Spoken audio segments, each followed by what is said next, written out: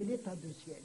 Parce que vous savez, il y a eu une décision du pouvoir du 25 juillet 1993, c'est-à-dire un an après l'état d'urgence du 9 février, qui permet au Wali, par exemple, de faire appel à l'armée pour intervenir. Alors qu'avant, dans l'état d'urgence, euh, dans l'état de siège, par exemple, il faut que l'Assemblée se réunisse, elle contrôle le gouvernement pour savoir qu'est-ce qu'il fait, il peut faire des excès qui sont contrôlés. Le ministre de l'Intérieur est maître absolument de l'Algérie, et c'est la favorise, et ils resteront comme ça avec l'état d'urgence, même s'il n'y a pas vraiment d'opposition, et que ceux-mêmes qui disent l'état d'urgence maintenant est réduit, il n'existe pas à sa portion congrue, alors pourquoi vous ne la levez pas? Et je répète tout ce que je vous ai dit, comment on permet à plus petit village de manifester pendant une semaine pour le sport, donc il ne se passe rien, on n'a rien cassé, on n'a rien volé. Alors pourquoi vous maintenez l'état d'urgence? Non, parce qu'ils veulent maintenir l'état d'urgence pour empêcher toute manifestation qui est contraire au pouvoir. Très bien. Pour revenir aux droits de l'homme, maître, est-ce que vous pensez que actuellement les exécutions extrajudiciaires sont toujours appliquées en Algérie? Vous savez, les exécutions extrajudiciaires, elles ont existé pendant la décennie 90. Et là, quand ils vont dans un village, par exemple, vous savez, pour ratifier un village, ils arrêtent tous les jeunes, ils leur posent des questions, et puis sur ordre qu'on leur donne, ils peuvent les exécuter. Donc les exécutions sommaires ont existé. On a officiellement 200 000 morts, mais on ne sait pas si c'est la vérité. Il faut attendre la fin des hostilités, mais c'est déjà très important pour voir ce qui s'est passé. Maintenant, à notre connaissance au niveau de la Ligue, on ne nous a rien dit. Mais ce qui se passe dans les maquis, par exemple, quand ils arrêtent quelqu'un ou bien ils le torturent, une fois qu'il a donné les renseignements, il est exécuté. Mais on ne peut pas le savoir parce que les parents ne sont pas au courant de ce qui se passe pour ce port, mais je pense qu'ils n'acceptent jamais qu'un homme armé, sauf s'il veut vraiment se rendre et déposer son arme, il est exécuté même quand il est arrêté après les informations.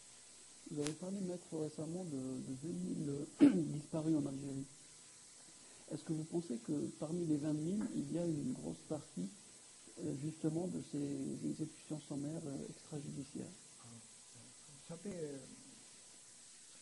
nous, d'abord pour fixer le chiffre à la Ligue, parce que j'étais à l'époque président de la Ligue, on a demandé aux familles à qui on a enlevé un enfant, une disparition forcée, de venir porter plainte. Mais quand la famille vient, on lui pose la question, est-ce qu'il a disparu seul ou bien on a enlevé d'autres?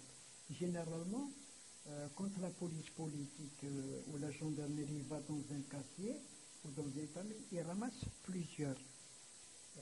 Ensuite, on s'est rendu compte qu'on a vu, les uns nous disent on a arrêté deux et disparu, donc enlèvement et disparition.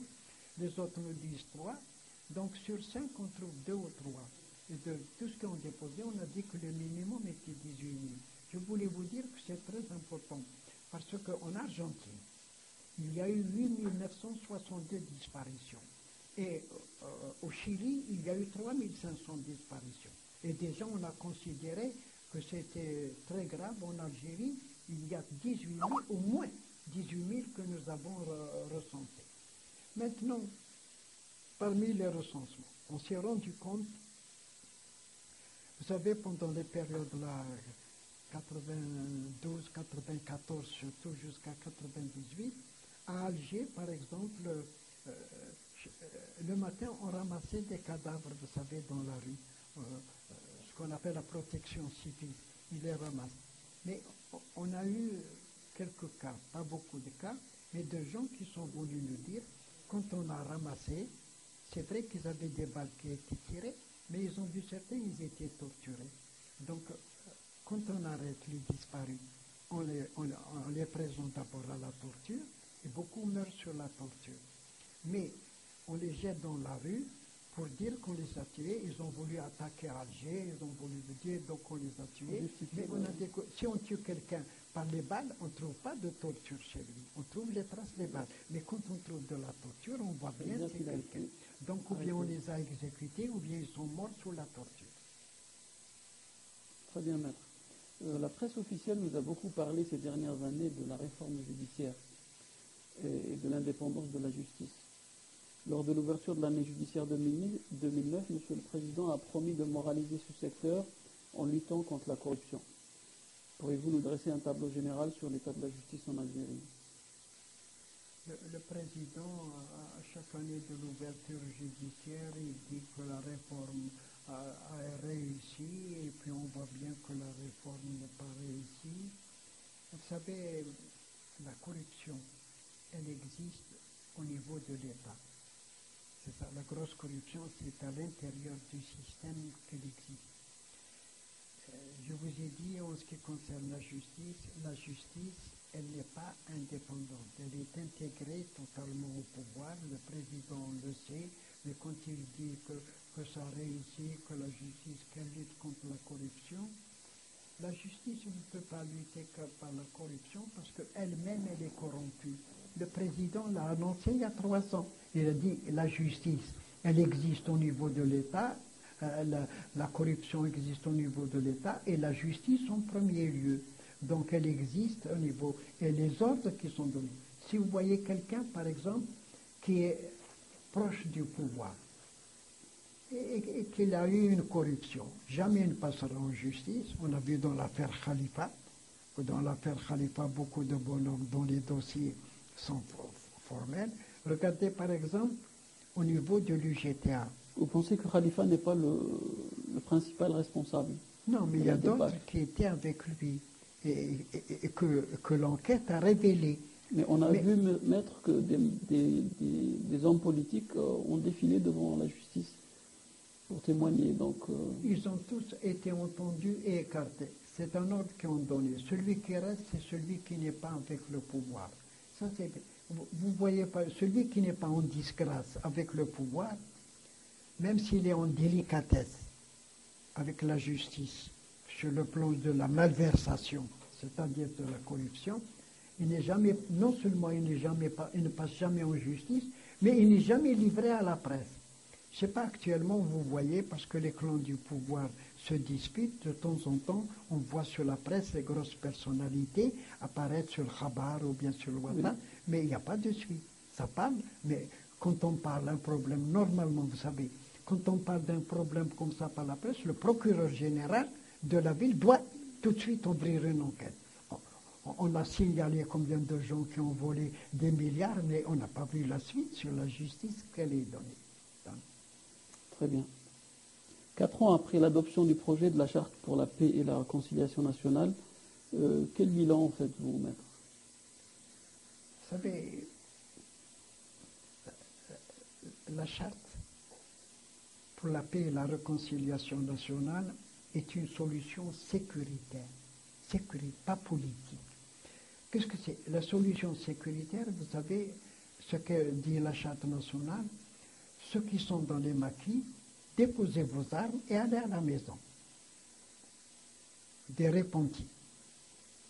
Or, la situation du pays veut que ce soit une solution politique. Pourquoi? Parce qu'avec les immenses problèmes qui se posent actuellement, vous avez Al-Qaïda Maghreb, ou ce qu'on appelle le GSPC, beaucoup plus. Il y a des jeunes qui frappent à la porte des maquis parce qu'ils sont mécontents pour des tas de raisons, non pas seulement sur le plan religieux, mais qui sont mécontents parce que leurs parents sont privés de leurs droits, parce qu'ils n'ont pas les avantages, donc ils le rejoignent. Et pour faire fin à un maquis, vous savez, il ne faut pas qu'ils le recrutent. C'est-à-dire vous éliminez les gens des maquis, ça diminue, et puis ensuite le combat cesse faute de combattants. Mais lorsque vous tuez 2 types de maquis et que 3 types entrent dans le maquis, vous ne pouvez pas en finir. c'est la situation qui se trouve. Il y a un problème. Vous savez, il y a un principe fondamental. Je vais vous le dire. Droits de l'homme et paix sont inséparables. Le militant du droit de l'homme est d'abord pour la paix parce que le respect de la personne humaine. Mais quand vous favorisez soit les droits de l'homme, soit la paix, quand vous favorisez la paix, c'est ce qu'a fait le pouvoir. C'est-à-dire, on ne demande pas la vérité et la justice, on leur dit déposez les armes et puis rentrez. C'est l'échec des deux, ni d'un côté ni de l'autre. Et alors, la charte pour la paix et la réconciliation nationale, vous savez, elle ne s'adresse pas de par la loi. Celui qui commet une torture, une exécution sommaire, ou un crime de guerre ou un crime de l'humanité, il doit passer en justice. Or,